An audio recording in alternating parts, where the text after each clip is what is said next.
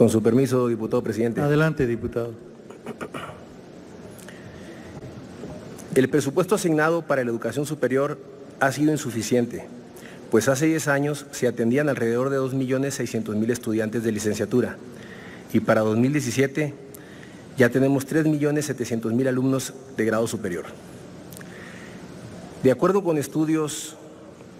de ANUYES, la tendencia de crecimiento del financiamiento federal a la educación superior tuvo una desaceleración en este sexenio, pues entre 2012 y 2015 se tuvo una tasa 2.9%, la cual resultó ser más baja después del sexenio de 1988 a 1994, pues la matrícula atendida creció más que el presupuesto asignado. Asimismo, la caída de los precios petroleros que se dio en 2015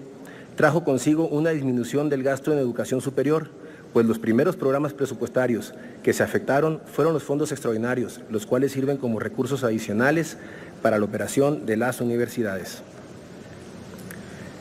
La falta de apoyo a la educación superior actualmente afecta a 11 universidades públicas autónomas, de Chiapas, Estado de México, Morelos, Nayarit, Sinaloa, Zacatecas, Tabasco, Oaxaca, Sonora, a la Michoacana de San Nicolás de Hidalgo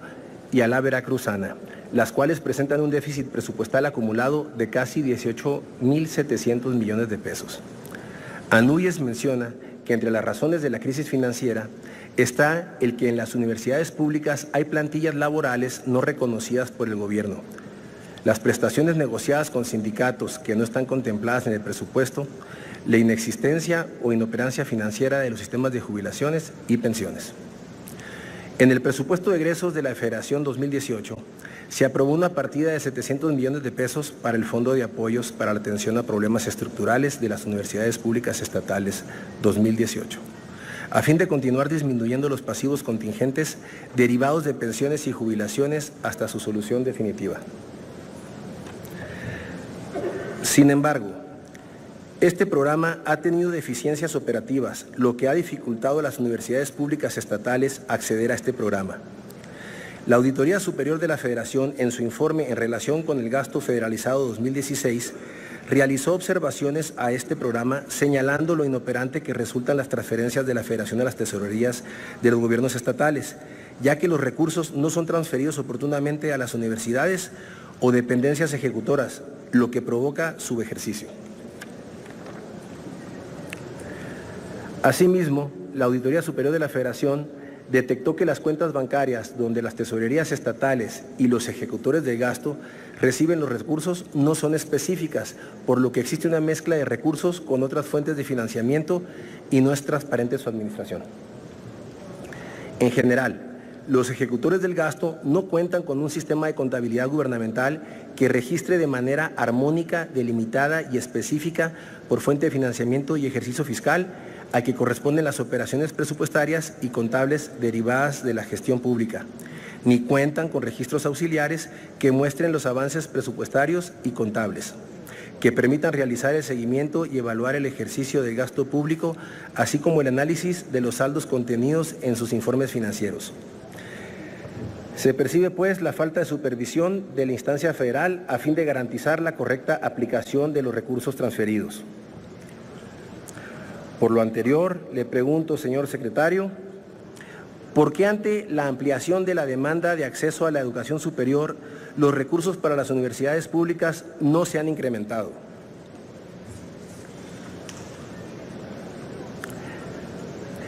Para el gobierno federal, ¿la falta de cobertura de educación superior pública es un problema de universidades o una oportunidad para el desarrollo económico y social de nuestro país? Finalmente, ¿cuáles mecanismos está implementando la Secretaría para mejorar la atención y supervisión de los fondos necesarios para mantener la viabilidad financiera de universidades que muestran pasivos derivados de pensiones y jubilaciones? Es cuanto. Para respuestas, tiene la palabra hasta por 5 minutos el licenciado Otto Granados Roldán. Desde principios de este año, más o menos en el mes de febrero, nos dimos a la tarea en la Secretaría de llamar, fue una iniciativa nuestra, a las universidades que identificamos como las más potencialmente emproblemadas en los siguientes meses, justamente para poder construir junto con ellas un esquema de apoyo que pudiera permitirles librar razonablemente los últimos meses del año. Nos llevó varias semanas, varios meses en trabajar junto con las universidades y creo yo que por primera vez llegamos a un nivel de conciliación de cifras prácticamente exacto, con algunas pequeñas variaciones en esa dirección. En ese ejercicio se identificaron principalísimamente 4 o 5 causas centrales de ese déficit estructural que se había ido larvando con los años. Efectivamente, plantillas no reconocidas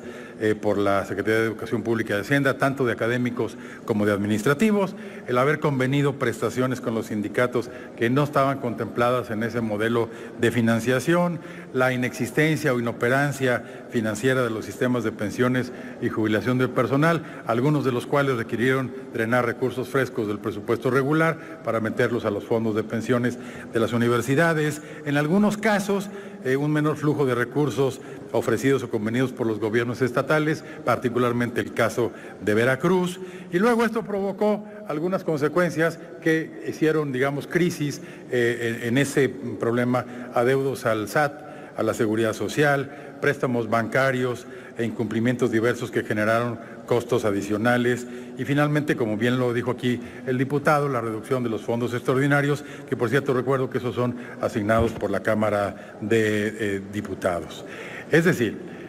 creo yo que estamos por vez primera ante un área de oportunidad que le permita a estas universidades empezar a corregir en un programa de mediano plazo algunas de las causas estructurales, porque de otra forma, aún sí, como yo espero, podamos trabajar con ellas, ya estamos una por una en estos días viendo la posibilidad de apoyarlas con un traje a la medida, aún si esto ocurre, el año que entra de seguir este esquema, vamos a tener y van a tener ellas exactamente el mismo problema de ahora. Programas de rescate ha habido por muchos años en las universidades, pero ahora quizá la novedad o el elemento adicional importante es que hemos convenido que esto tiene que ser un trabajo tripartita, el gobierno federal, que ha sido muy puntual en la asignación que nos corresponde, los gobiernos estatales y por supuesto las propias universidades, de tal manera que estas últimas puedan, en la medida en que tengan margen de maniobra para ello, proponer un convenio, la firma de un convenio que sea vinculante, donde cada una de ellas se pueda obligar a ir corrigiendo algunas de estas causas estructurales en ese sentido. Por otro lado, sí es verdad que la matrícula ha crecido, pero no necesariamente corresponde, digamos, a los niveles presupuestales. Por ejemplo, los fondos de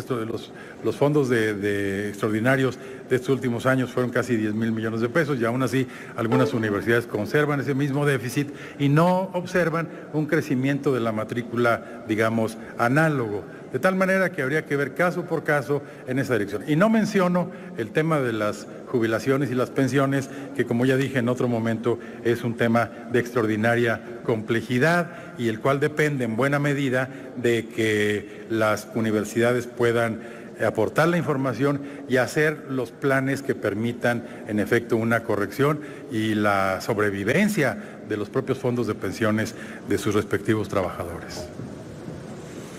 Para réplica, y hasta por 2 minutos, tiene la palabra el diputado Russo Salido. Gracias, presidente diputado. Gracias. Señor secretario, para Movimiento Ciudadano, la reforma educativa partió de un supuesto equivocado: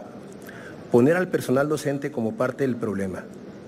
Pretender establecer un esquema punitivo y de control estatal como incentivo para mejorar la educación resultó en un argumento falso, pues la reforma educativa, para ser tal, debe ser integral y debe partir de la alianza con los profesores, con los estudiantes, con la comunidad de padres de familia, autoridades municipales y estatales, para que juntos aseguren en primer lugar el acceso universal a la educación constitucionalmente obligatoria. En la actualidad, niños y jóvenes de hogares con escasos recursos y condición indígena o migrante tienen menos posibilidades de acceder a la educación. Ustedes no lo vieron así. En la encuesta nacional de hogares del 2015 se registró a casi 700,000 niñas y niños y adolescentes que no asisten a la escuela por motivos económicos. En 2016 se identificaron 444,000 menores indígenas de entre 3 a 17 años con rezago educativo y poco más de 500,000 que no asisten a la escuela. Ustedes no lo registraron así. Evitar que este tipo de rezago y exclusión social continúen constituye el verdadero reto para hacer efectivo el derecho a la educación para todos en nuestro país. Usted, secretario, lamentablemente no lo entendió así. Gracias.